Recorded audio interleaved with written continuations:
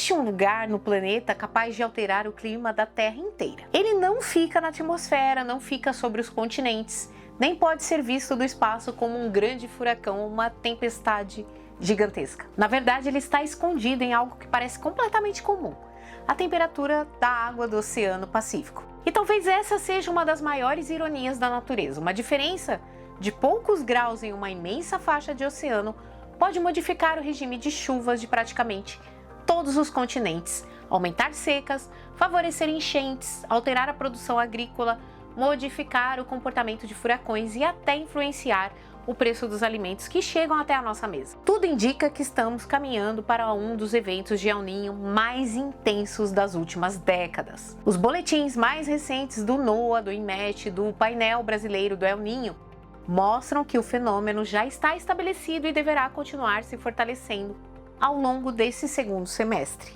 com elevada probabilidade de atingir intensidade muito forte durante a primavera e o verão do hemisfério sul.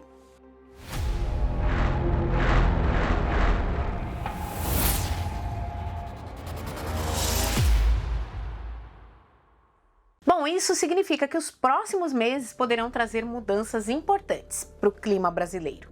Mais chuva em algumas regiões, seca prolongada em outras, ondas de calor mais frequentes, maior risco de incêndios, mudanças na agricultura e até impactos na geração de energia. Mas antes de entender tudo isso, precisamos responder uma pergunta muito mais básica: o que exatamente é o El Niño? Porque, curiosamente, quase todo mundo já ouviu esse nome, mas poucas pessoas realmente entendem o que ele significa. Quando ouvimos falar em El Niño, é comum imaginar uma grande corrente marítima ou uma enorme massa de água quente atravessando o oceano. Na realidade, o fenômeno é muito mais sofisticado que isso.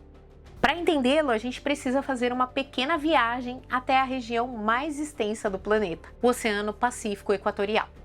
Imagine o Pacífico como uma gigantesca piscina com quase 15 mil quilômetros de largura. Agora, imagine que ventos constantes sopram sobre essa piscina praticamente o ano inteiro. Esses ventos recebem o nome de ventos alísios. Eles sopram do leste para o oeste, empurrando lentamente a água superficial do oceano em direção à Indonésia e à Austrália. Pode parecer um detalhe sem importância, mas à medida que a água quente é empurrada para o oeste do Pacífico, algo precisa ocupar o espaço deixado para trás. E o que sobe é uma água muito mais fria, vinda das profundezas do oceano. Esse processo recebe um nome pouco conhecido, mas extremamente importante. É ressurgência ou upwelling. Ela que mantém as águas próximas à costa do Peru e do Equador relativamente frias durante boa parte do tempo. Essa água fria é riquíssima em nutrientes, por isso aquela região possui algumas das maiores áreas de pesca do planeta.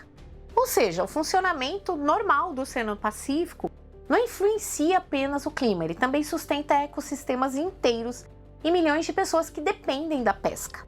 Agora eu quero que você imagine por algum motivo que esses ventos começam a perder força. A água quente deixa de ser empurrada com a mesma intensidade. Ela começa lentamente a retornar para o centro, para o leste do oceano.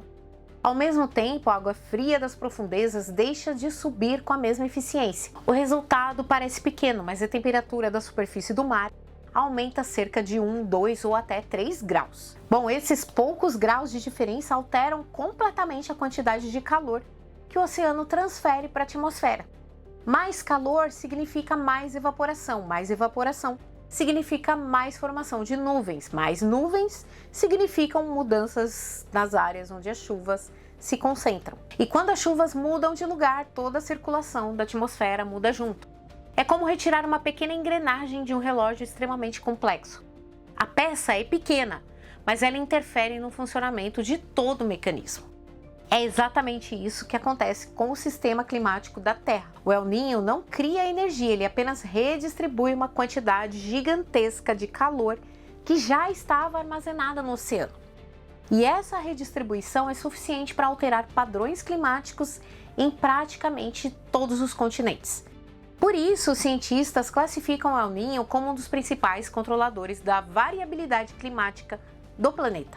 Na climatologia, esse conjunto de fenômenos recebe um nome maior, ENSO, significa em inglês El Niño Southern Oscillation.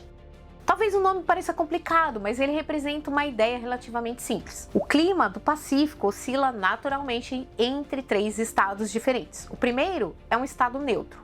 Nele tudo funciona próximo do esperado. Os ventos sopram normalmente, as temperaturas permanecem próximas da média e os padrões climáticos seguem seu comportamento habitual. O segundo estado é justamente o El Niño. Nesse cenário, o oceano fica mais quente que o normal na região central e leste do Pacífico Equatorial. Já o terceiro estado é exatamente o contrário, é o Laninha. Nesse caso, as águas ficam mais frias que a média. Esses 3 estados funcionam como uma espécie de respiração do planeta. Durante alguns anos, predomina um, depois o sistema muda naturalmente para outro. Não existe um calendário fixo, nem uma periodicidade exata. Às vezes, o intervalo entre um evento e outro é de 2 anos, em outros casos 5, 6 ou até 7 anos. E essa imprevisibilidade é justamente uma das maiores dificuldades da climatologia moderna. E talvez seja aqui que surge uma das perguntas mais interessantes de todo esse vídeo. Se sabemos que o El Niño influencia praticamente todo o clima do planeta, como os cientistas conseguem prever que ele vai acontecer antes mesmo de seus efeitos aparecerem? Bom, ao contrário do que muita gente imagina, os meteorologistas não descobrem o El Niño quando ele já está acontecendo. Na verdade, eles começam a enxergar os primeiros sinais meses antes. Em alguns casos, quase 1 ano antes. Mas precisamos pontuar algo importante aqui. Previsão do tempo não é a mesma coisa que previsão climática. Embora pareçam semelhantes, eles trabalham com problemas completamente diferentes. Quando o meteorologista faz a previsão do tempo para amanhã, ele precisa descobrir exatamente onde uma frente fria estará, qual será a sua velocidade, onde uma nuvem irá se formar e quanto ela deverá chover. É um problema extremamente caótico. Pequenas diferenças nas condições iniciais crescem rapidamente. É o famoso efeito borboleta. Uma pequena alteração na velocidade do vento hoje pode produzir um cenário completamente diferente alguns dias depois. Por isso, a previsão do tempo perde precisão rapidamente após cerca de 1 semana. Já a previsão climática trabalha com outra pergunta. Ela não quer saber se vai chover na sua cidade na próxima terça-feira.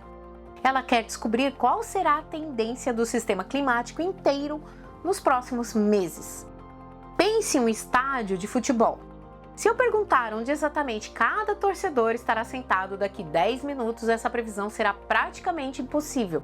Mas se eu perguntar quantas pessoas ainda estarão dentro do estádio ao final do primeiro tempo, a resposta será muito mais confiável. O clima funciona de maneira parecida. Ele não prevê eventos individuais, ele prevê tendências.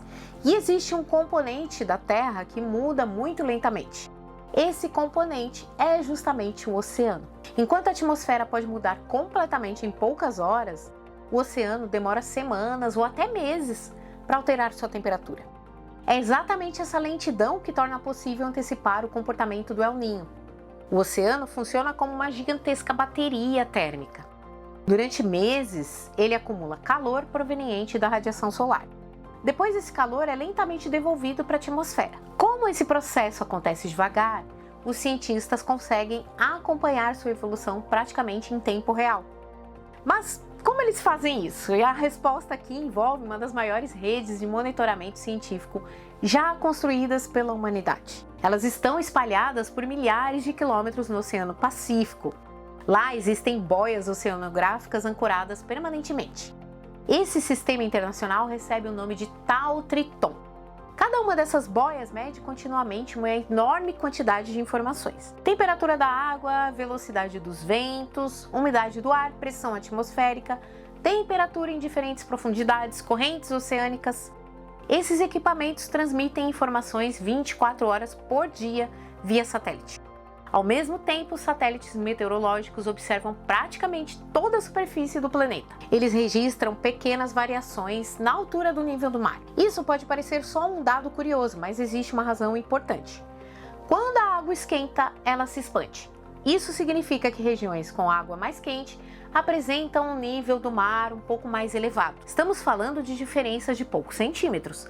Mas mesmo assim, os satélites modernos conseguem detectá-las com enorme precisão. E esse pequeno detalhe revela exatamente para onde o calor do oceano está sendo transportado. Além dos satélites e das boias, existe ainda uma terceira fonte de informação. São os navios de pesquisa, veículos submarinos autônomos e uma frota de equipamentos conhecidos como Argo Floats. Esses robôs mergulham até cerca de 2.000 metros de profundidade. Durante a subida, eles registram temperatura, salinidade e densidade da água em toda a coluna oceânica. Depois, emergem e enviam todas as informações por satélite e repetem o processo centenas de vezes. Hoje existem milhares desses equipamentos espalhados pelos oceanos do planeta, todos funcionando continuamente. Toda essa quantidade gigantesca de dados chega diariamente aos centros meteorológicos do mundo. E é aí que entra uma das áreas mais fascinantes da ciência moderna, a modelagem numérica do clima.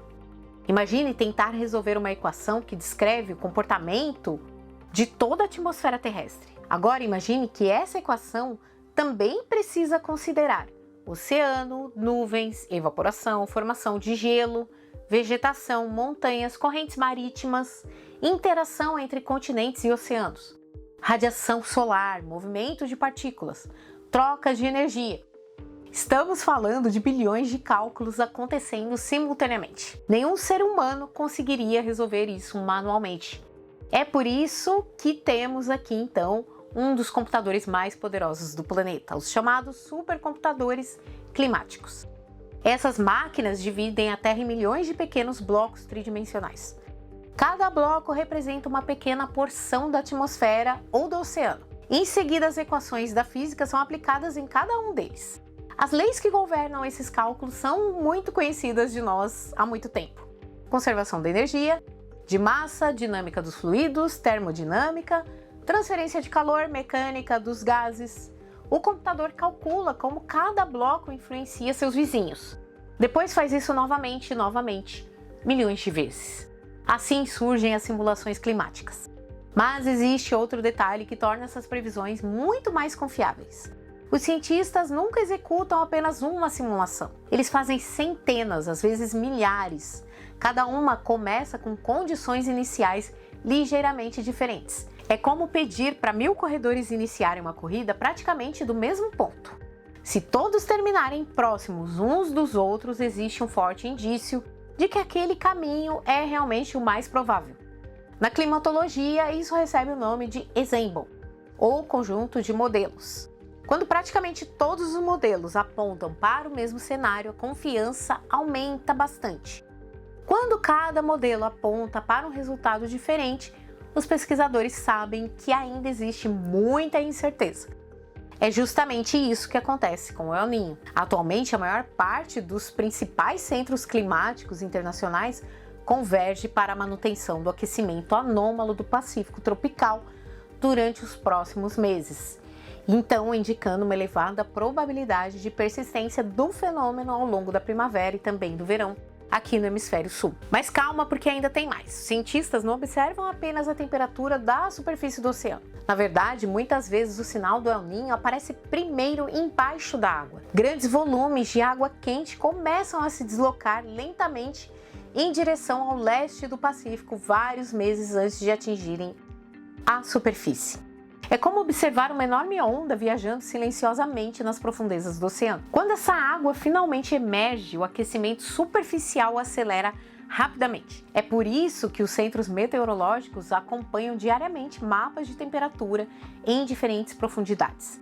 Eles procuram exatamente esses reservatórios de calor escondidos sob a superfície. E quando esses reservatórios aparecem, um alerta é emitido. Mas existe uma pergunta que continua intrigando os climatologistas há décadas. Se conseguimos prever que o oceano ficará mais quente, por que ainda é tão difícil dizer aonde exatamente vai chover mais ou menos? Bom, se você procurar por reportagens antigas sobre El Niño, provavelmente vai encontrar informações como o sul terá mais chuva, o nordeste sofrerá com seca, o centro-oeste vai ficar mais quente. Embora essas frases estejam em linhas gerais corretas, elas escondem um detalhe muito importante. O El Niño não controla diretamente o clima brasileiro. Ele não é um botão que liga ou desliga a chuva. Na verdade, ele altera uma enorme cadeia de eventos atmosféricos que, no final, acabam influenciando o Brasil. É como jogar uma pedra em um lago. O impacto acontece em um único ponto. Mas as ondas, elas se espalham por toda a superfície.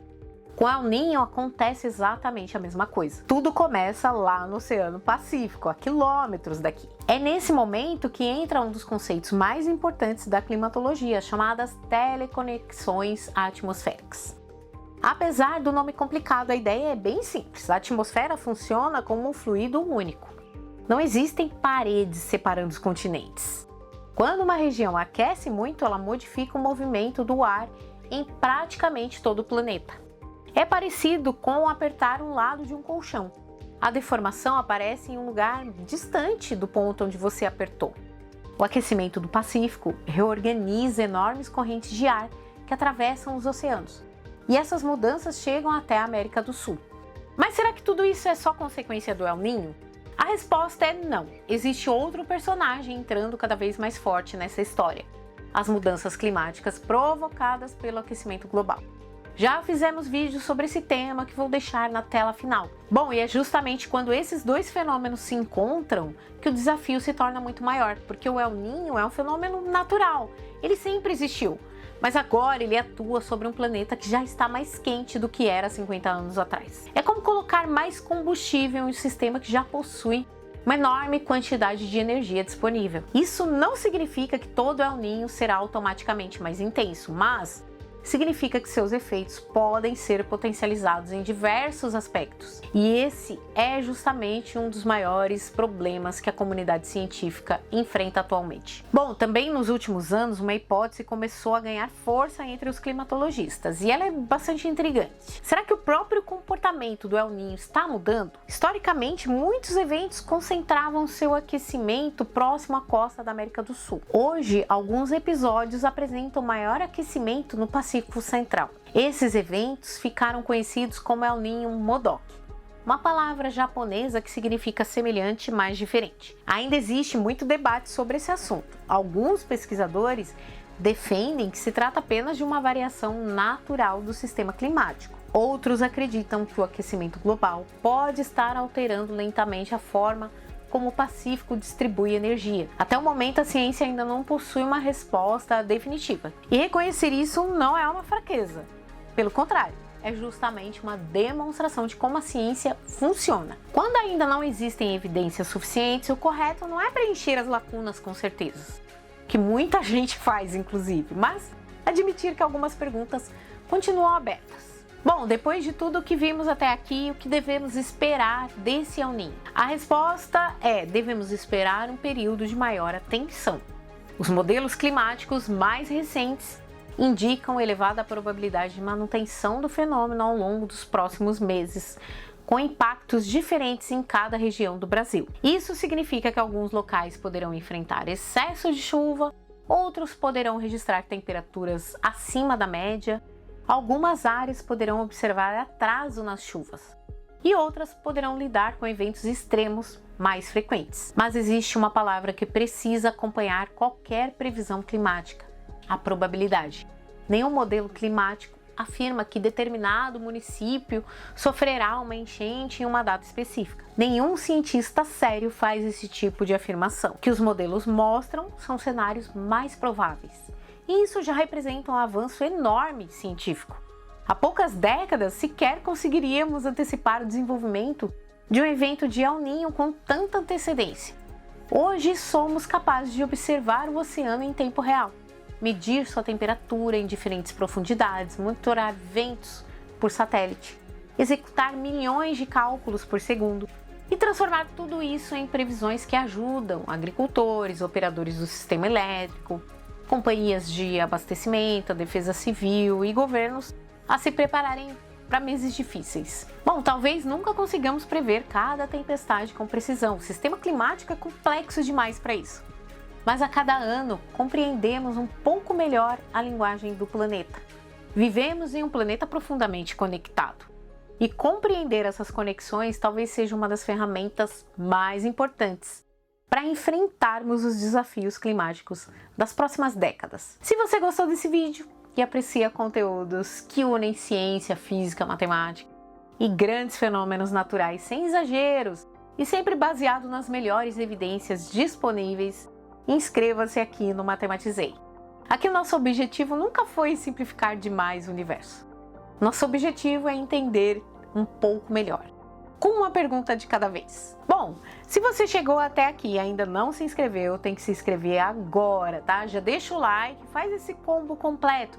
Deixa o seu comentário, o que você acha, o que você acha que vai ser esse ano, esse El Ninho, já que tem tanta gente falando. O que você acha, qual o maior impacto vai acontecer esse ano? Para você que deseja apoiar o nosso conteúdo, você pode fazê-lo pelas seguintes maneiras. Nós temos a nossa chave Pix, aqui ao ladinho, vai ficar aqui. O nosso clube de membros. Lá no clube de membros, para quem está no nível doutorando, já está liberado o nosso curso do macro ao micro, tá? Então aproveita, só para nível doutorando. Para os outros níveis, nós temos um curso de física básica completo e alguns vídeos que a gente vai colocando só para vocês terem acesso. Uma outra maneira de apoiar o nosso canal é através da nossa loja com conteúdos sobre ciência, tá? Então dá uma olhadinha lá na descrição, vou deixar tudo lá, tá bom? E aos membros do canal, meu muito obrigada pelo apoio. Graças a vocês, continuamos desenvolvendo conteúdos por aqui. Um beijo no coração de todos e até o próximo vídeo.